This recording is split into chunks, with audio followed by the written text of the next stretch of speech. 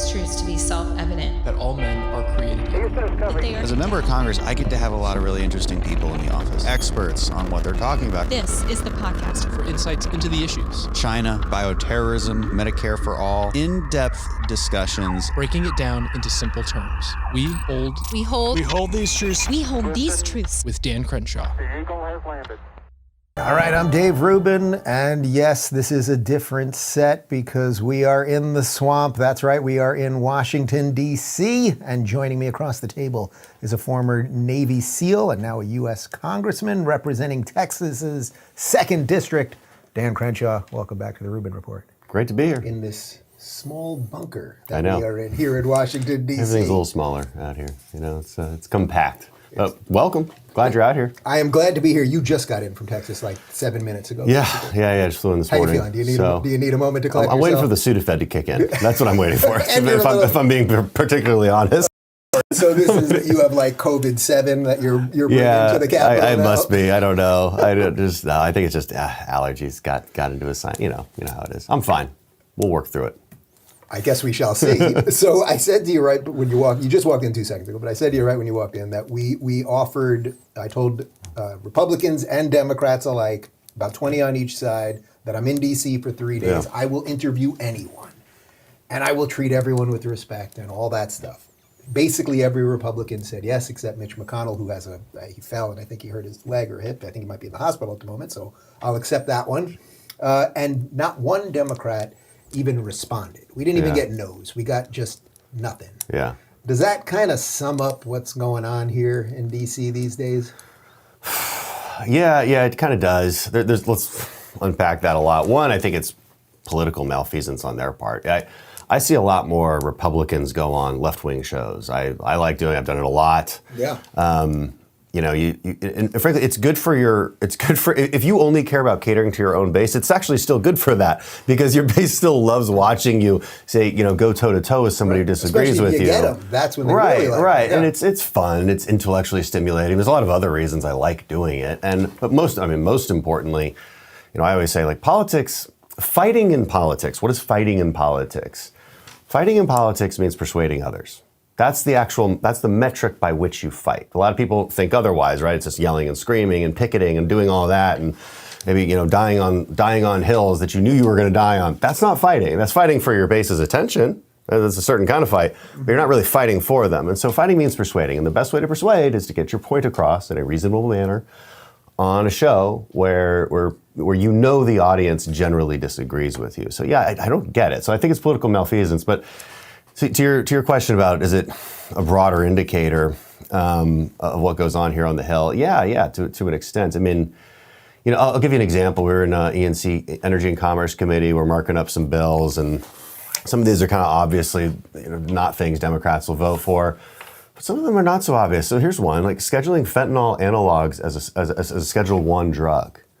So that should be pretty plain and simple. Like, by the way, it's so all right. analogs, this is like stuff that basically acts like fentanyl or something? Yeah, an analog means it's kind of been chemically altered by the exact same basic makeup and outcome. I'm probably getting that somewhat scientifically wrong. It's bad stuff, fentanyl. But legally speaking, you need to do it so we can go after these dealers in a cohesive way, which is in a way that's not happening right now. Prosecutors have a really hard time prosecuting even not even just fentanyl, but like fentanyl analogs, something slightly different that does the exact same thing. Got it.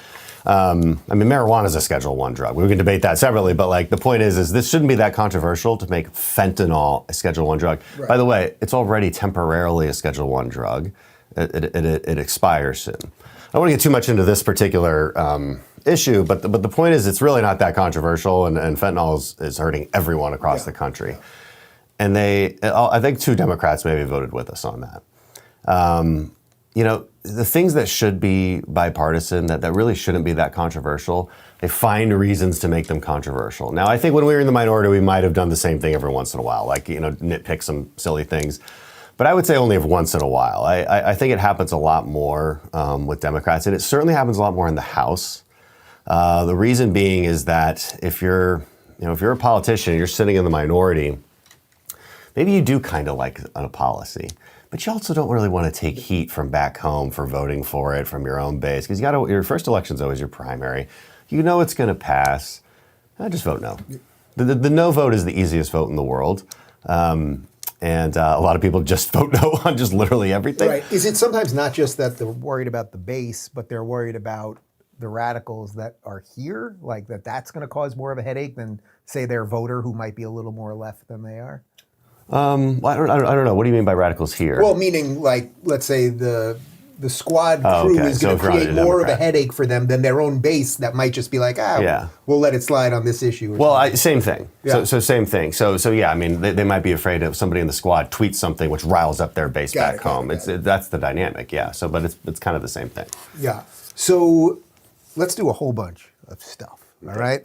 Let's go. Well, first, how about we start with this, because I think a really interesting moment that we had that you probably don't even know about is, I think the first time, maybe the second time we met, was at a Turning Point USA event during the first Trump impeachment. So this was right before Christmas. I guess this is like 2018 or something. And I'm sure you remember the moment where you actually brought up your card. It was the card that you said no on impeachment? Is that what it was? Yeah. So you actually brought that up on stage to Trump in the middle of his speech. He called you on and you brought up the card and you signed it for him. That night was the first night that I ever met Trump in person. And that was basically when I started saying I could support this guy, because you supported him and I was like, I like Crenshaw. Then having met Trump, I was like, I like him personally. They put some of the pieces together. That feels like a long, long time ago, doesn't it? Just the way the world in 2018 felt compared to 2023? Putting aside the specifics of that, just how massively different. I've only been in politics 4 years, so I'm in my fifth year, third term. Fifth year, I guess if you count running for Congress for about a year, I could say it's 5 years in politics, but that's not very long. How many years does that age you? I don't know. I just turned 39, so I don't feel like I've been aged, but you know, at least I won't admit it. But I will say, yeah, the atmosphere is very different. You know, the 2018 primaries were very different than 2022 primaries. 2020 primaries were non-existent, at least for me. I didn't even have a contender. Yeah. And now there's nobody that runs without a primary contender and can run like way to the right or way to the left. So politics has gotten way more extreme on both sides, and it's gotten vicious and angrier. And it is a wildly different time. Yeah, everybody. I do miss those days. I do miss those days a little bit. Is that weird that 2018 are the good old days? I mean, that's kind of bizarre. I mean, COVID obviously escalated a lot of things. It did. But just the general sense, I mean, I know you well enough. Like, you really do want to sit down with some of these other people. Mm-hmm. And when you see them, like when you see some of the progressives in Congress, when you're at the Capitol, does anyone chat with you? Like, are they willing to talk even on the DL, or is it just there's nothing there? Yeah. No, there is. But you know, the frustration comes from it's very hard to get them to act. But you know, I do want people to realize there's actually a lot more good faith conversations and attempts than people might realize. It doesn't always end up where we'd like it to. It rarely ends up where we'd like it to. But you know, I mean, well, let me draw your attention back to the Kevin McCarthy speakership votes. Yeah. Not because I want to talk about that drama. It's on the list. It's on the list. Damn it. But because, but actually what I wanted to bring up was the hilarious bad lip reading that came from that. Oh, I saw it. And how often did you see bad lip reading between like hardcore Freedom Caucus members and AOC? They talk to each other quite a bit. It was good. You know, and like, people do talk to each other, right? There is some yelling and screaming publicly, but like I've gotten completely out of the habit of going after anyone individually in the House. Mm-hmm. Senate up for grabs, like, you know, Bernie Sanders all day long, President Biden, that's totally free for all. But I try not to even go after anyone in the House unless absolutely necessary. Because you do have to see them every day. And there might be something you work on. I mean, so like, I'm trying to get psychedelic treatment for veterans and military. AOC is a big proponent of that. Also, we're neighbors now. We literally, our offices, we just got moved this year. We are right next to each other. Psychedelics all the time. I'll get to that in a minute. We're right next to each other. So it just, I prefer a world where we actually try to figure some things out. I'm trying to get a bunch of Democrats on my cartel bills right now. I mean, that's not out of the question yet. Okay, and I've not made it partisan. I want Democrats to agree with me that we have to go after the cartels in Mexico. So I mean, there's room. It can happen. I still have some faith. Okay, so since it sounds like you're extending a hand to AOC, just on my show this morning that we just finished an hour ago, I played a clip of her during, giving her speech during the parental rights and education bill that just got passed, and she's screaming how this is fascism. Yeah. That if parents know these things, that this is fascism, and all the bill is, as I basically read all the bullet points, it's just so that parents know what's being taught. Yeah, that's it. Their reaction to this one is so crazy. So what do you do with that then? So you want to put the hand out there. You want to maybe work with her on things that make sense. Okay, psychedelics for veterans. The way it works up here is like we just ignore it. Hey, you will you co-sponsor this? Yeah, sure, great. Right. Which is healthy actually, because what's interesting is I do think a lot of the emotion leaves the room when behind closed doors. And that's a good thing, frankly. Like I haven't actually specifically talked to her about the psychedelics bill. I just know that she's promoted something similar. Like this is one of those weird things where it's like me, Matt Gaetz, and AOC like all on the same page about something. Right. It's just an example, but my comments about X, Y, and Z don't necessarily need to affect her opinion on this bill, and her comments on X, Y, and Z don't necessarily need to affect my opinion on this bill because, well, it's about a greater good. It's about getting military people treatment that they need. So it can still happen, right? Like it really can sometimes. I mean, but what do you do about the over-the-top rhetoric? Because I don't hear that from you. Obviously, I'm more in line with your politics, but like she knows it's not fascism. Yeah. But then you say that, it gets clipped everywhere, it goes around, and then that just becomes the mainstream thought on this thing. We got to fight back on that issue. Like I can fight back on that issue against her. I'm just saying. Yeah. I'm trying to make people feel somewhat better about DC. That's all I'm trying to do. I'm just saying we can fight like hell on that. Like if she's totally lying and totally wrong, and I would say it publicly. It's completely disingenuous. It's complete grandstanding. And all the Democrats have been saying it. By the way, they're all using the same line. Like this kind of sky is falling rhetoric. I'm just saying we can fight about that and probably still do a bill on something else that we agree on. Right. Like, it can happen, and it should happen. Like if you let your entire life and entire career, and certainly Washington politics, be driven completely by emotion, we'll definitely never get anything done because it largely is already driven too much by emotion. Right. It's interesting because the rhetoric is so out of whack with what most people think of the country. Even because most of what they're running on to me seems like radical anti-American ideas and all of the woke stuff. And then the other day, Hakeem Jeffries was suddenly talking about American exceptionalism, and it's like, well, pick one, guys. But then I kind of think that that's almost baked in. It's like we say every extreme thing, so people have no freaking clue what's going on here. And then you get left holding the hat like, hey, I'm trying to... The intellectually honest and consistent people, do get left holding the hat a lot of times. Because sometimes my own side wants me to like really go extreme, and I'm like, well, that's not really intellectually honest, whatever the example is. And so I tend to look for people on the other side who also share that same kind of intellectual honesty and consistency, who kind of maintain some sort of consistent equilibrium. AOC is not one of those people. Just to be clear. I don't even mean to make it about her. She says these things, and I'm like, man, I know you don't believe this lady. I always say she's LARPing. She's live. It's true. It's true. Well, I mean, Hakeem Jeffries said the same stuff on the Parents' Bill of Rights thing. He was saying the same things, like book burning. They want to stop teaching the Holocaust. The Holocaust. We played that one. What are you talking about? Like it's completely bananas. I do. Now, that being said, as just a Republican strategist, putting that hat on, I like it when they do that because it's so easy to debunk. Mm-hmm. It was like the Georgia election law, the Texas election laws. Those were so easy to debunk. They looked ridiculous, and they did lose those battles. So it does drive us crazy when they do that, but we do also have to take a step back, think about it unemotionally, and think this is an opportunity, right? Because it's so easy to fact check them. Right. They've miscalculated. They've gone too far. it's an opportunity for us to win over those independents who are like, I don't like that they lied to me. I believed it for a second, but then you showed me this and I read it and it's not like that. And that's an opportunity for us. So I can tell you really want to talk about the McCarthy fight for at least 17 minutes consecutively. 17 minutes consecutively. Yeah. Let's do literally 2 minutes on it. So you were basically in McCarthy's camp. Then it was sort of getting nasty for a couple days. The media loved it because Republicans were fighting with Republicans. Okay, fine. Are you happy in the end result in that it does seem to me that the Republicans are standing up a little bit more and maybe the fight did actually give it some teeth, or do you think it was going to end up that way either way? It was going to end up that way either way. I mean, what really bugs me about that whole week was that nothing really changed from day 1 to day 5 or whatever it was, as far as the substance of the so-called demands, right? This rules package we passed, it had already been agreed to, and it was a pretty uncontroversial rules package. Everybody liked it. So what about these concessions that they got? Well, they're all secret. Wasn't that the whole thing? Yeah. Well, those are personal concessions that we don't quite understand or know about.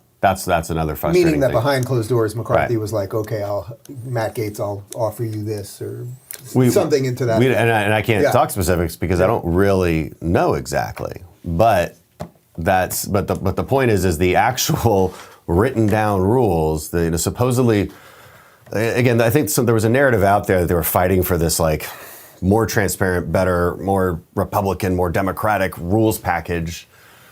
But it was already agreed to. And it was the exact same from start to finish. So the rules package itself did not change? It didn't change. Well, there was one tiny change, which is like the motion to vacate changed from 5 votes to 1 vote, which is like nothing. So that's splitting hairs at that point.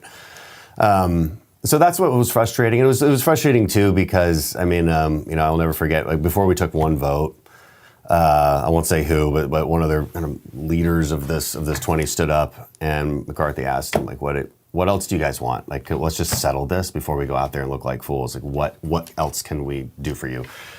And he's like, and he just couldn't answer it in front of everyone. Mm-hmm. That was a really frustrating moment. So that's actually where all the animosity came from, because it felt like it was just for show.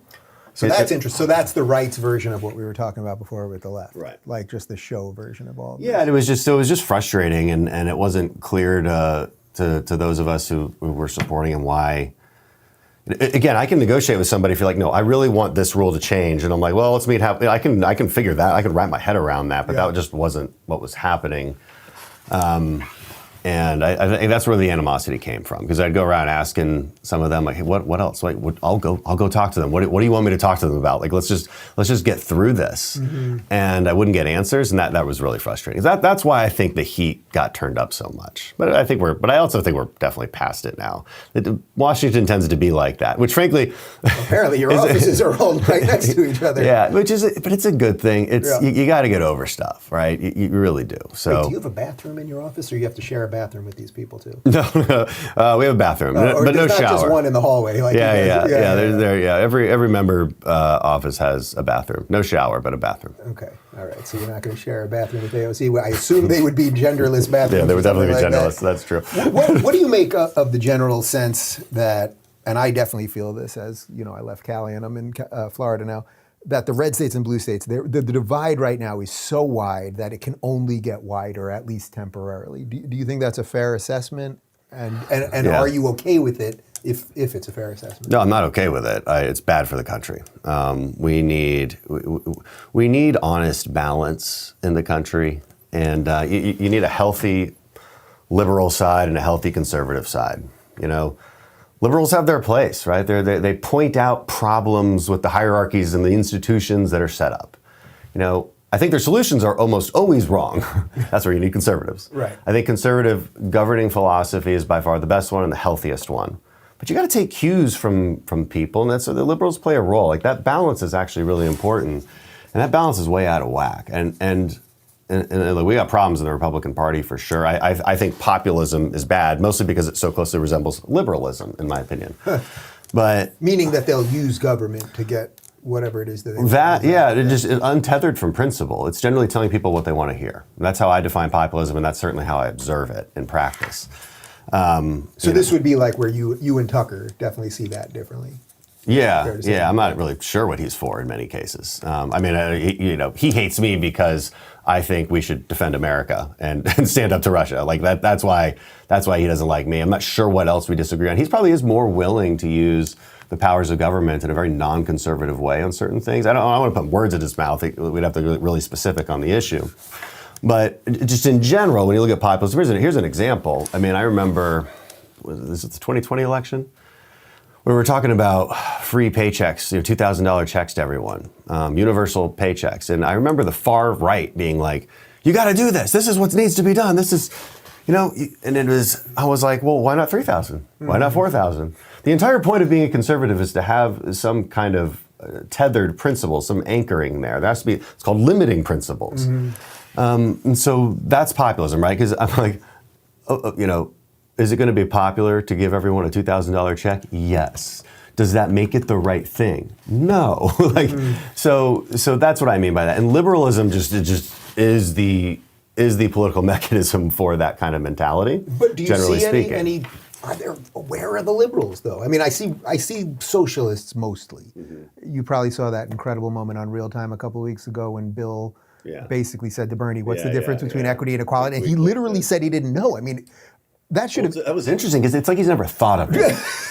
Right, because we have that conversation in our circles quite a bit. Like we nitpick at their philosophy. We really try to understand their psychology and philosophy, and they never try to understand conservatives. Like they actually default to demonization. It's actually appalling. But also, it's a huge advantage for us because I always know what they're going to say. I always know how they're going to make their point.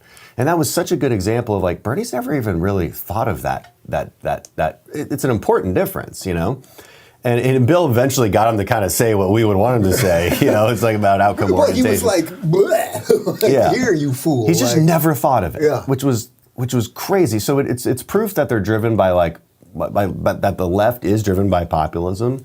And kind of what feels good at the moment sort of mentality, right? This kind of outsized, like pathological sense of compassion. Like you can have too much compassion, right? That will, I don't know, to kind of just screw up your entire framing of a problem and how you approach it. You've read some Jordan Peterson. Yeah. Mutual friend. You've done many things with him. So wait, I want to back up to Russia for just a sec. So because I think we have a little bit of a difference of opinion here.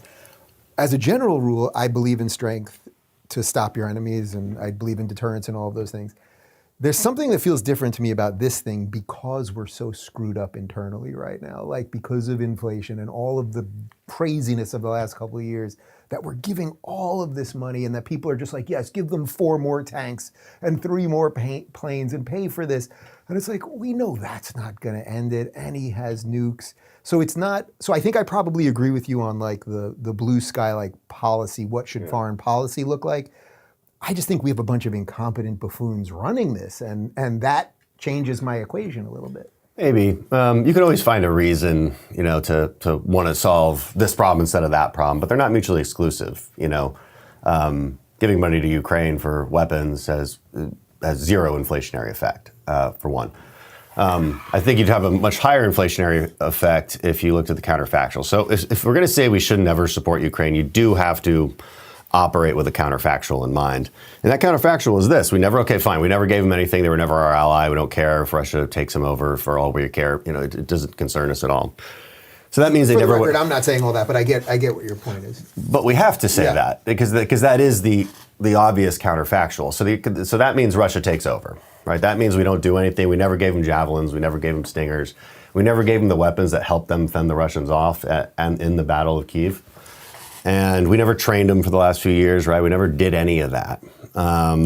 Russia would win, and also their military would be intact. So you'd have an intact Russian military with now an emboldened Putin, because now the population's way behind him. They weren't really behind. They're not really behind him now because he's not winning, and they don't like being conscripted into his army. But in the counterfactual, they're winning. They haven't lost so much, and now they're on the borders of Poland, Slovakia, Hungary, Romania, all NATO countries, with an imperialistic mindset. I mean, and Putin's talked many times about freeing ethnic Russians throughout Europe.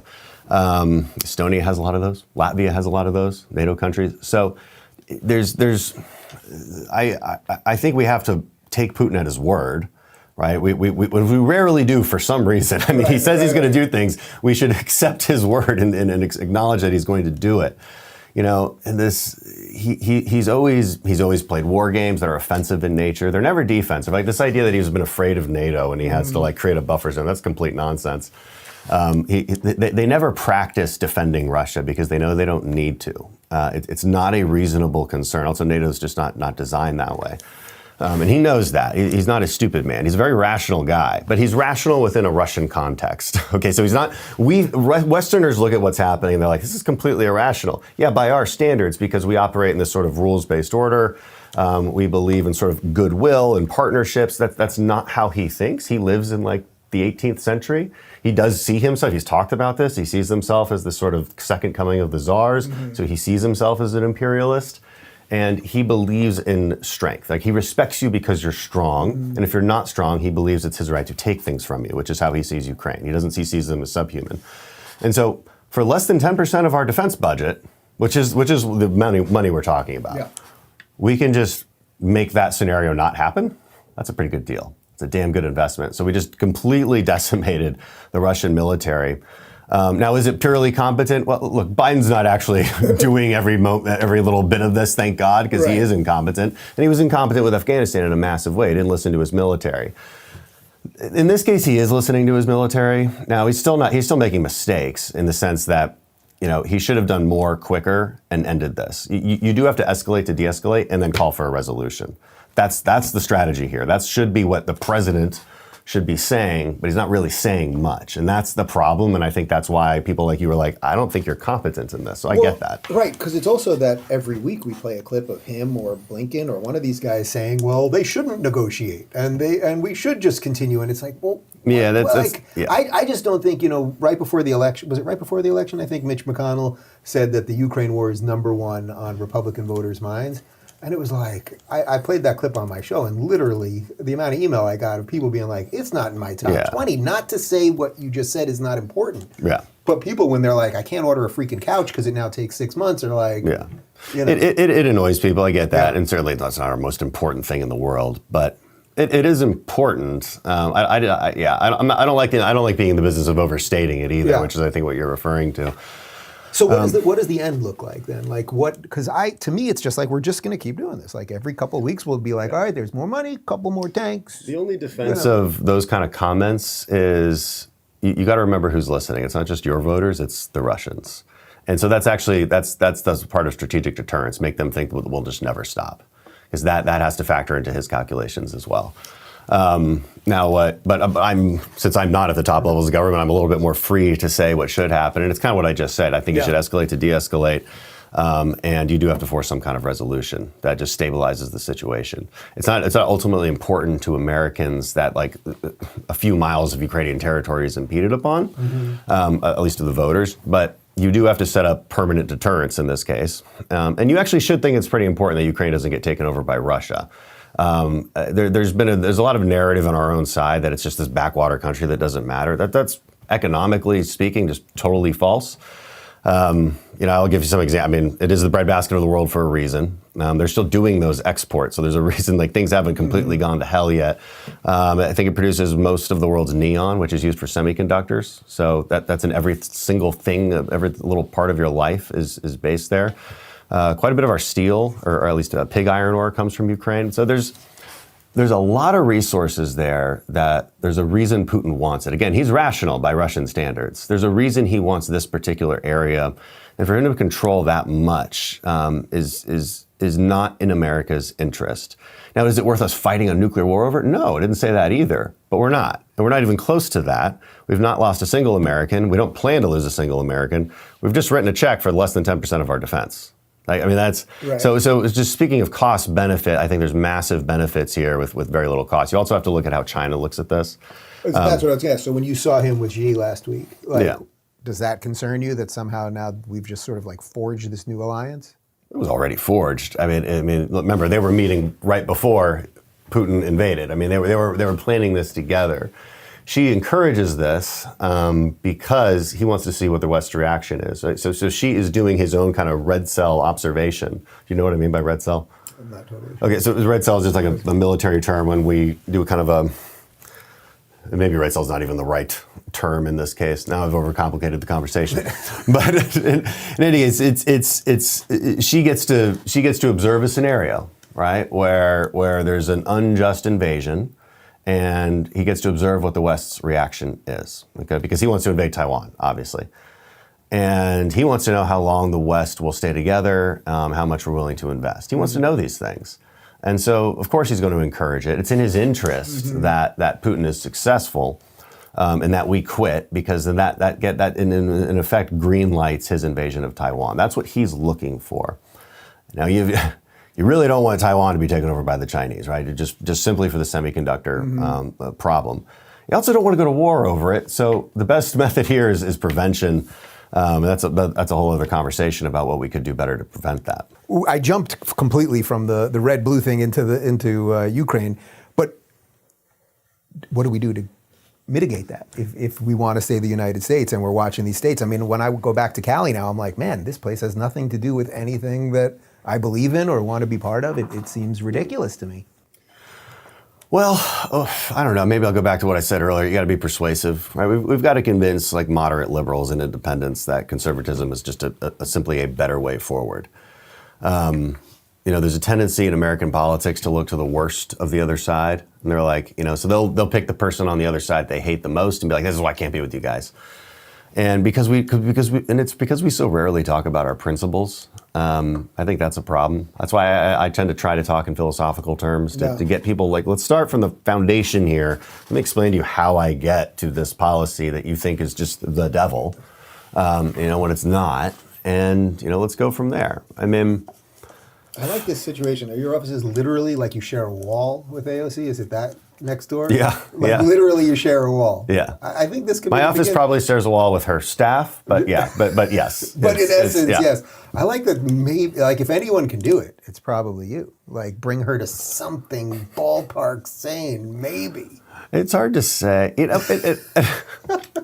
I know don't you'll know. try. I know you'll try at least. I sense you'll try. Yeah. Well, I'll at least, like I said, I'll at least try on like this one issue that I know she already agrees with. Right. Like you're not going to convince people who are that far left. Just to be clear, like when I say I'm talking to Democrats about Maybe my just cart, define fascism. Like you're pretty good about defining terms. How about that? All right. One more for you then.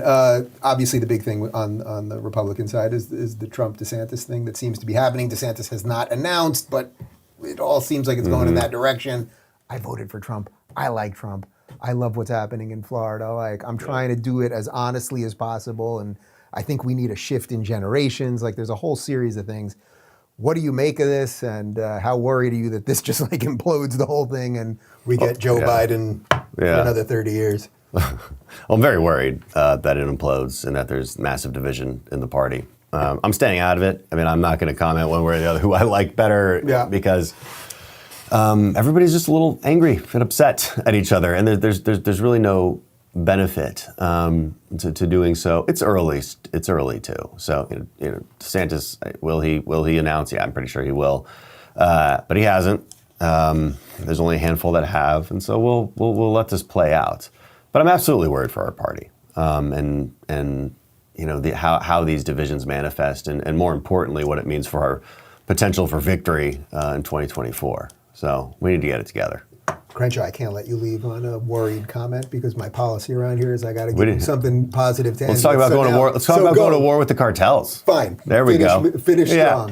Yeah, that's something that'll bring us all together. I think it brings Republicans together. I'm trying to make it bring Democrats together. So, I've recently was threatened by the president of Mexico. Oh, right. And he's gonna come campaign against me. I thought that was mildly hilarious. It actually shows how bad this situation really is. So, this is our number one tactical security threat. We have strategic security threats, Russia, China. Those are strategic security threats, long-term security threats as far as, keeping chaos out of the world because that affects Americans. But this is a near-term tactical major security threat right on our border. These cartels are small armies. They can battle the Mexican army. They've bought off much of Mexican government. What my reaction to AMLO saying what he said to me was, "Wow, tell me you're bought off by the cartels without telling me you're bought off by the cartels." I mean, because I never came after him. He just, I go after the cartels. I don't go after Democrats on this either because I'm trying to get them on this bill. that would simply give Biden the authorization for military force. It doesn't mean you roll tanks in tomorrow. It just means you have authorization. Ideally, we do that with Mexico, just like we've done in many other operations around the world. So I think this is my major focus. Is the cartels in Mexico, the fentanyl they're producing and shipping across our border, poisoning, murdering Americans every single day. I'll make you a deal. I will focus on that a little more so you get a little juice behind you, and you will walk over to AOC's office within the next couple of weeks and tell her to respond to my email. How about Okay, that? all right. Please respond to Dave's email. He's a very nice guy. Thanks, Dave.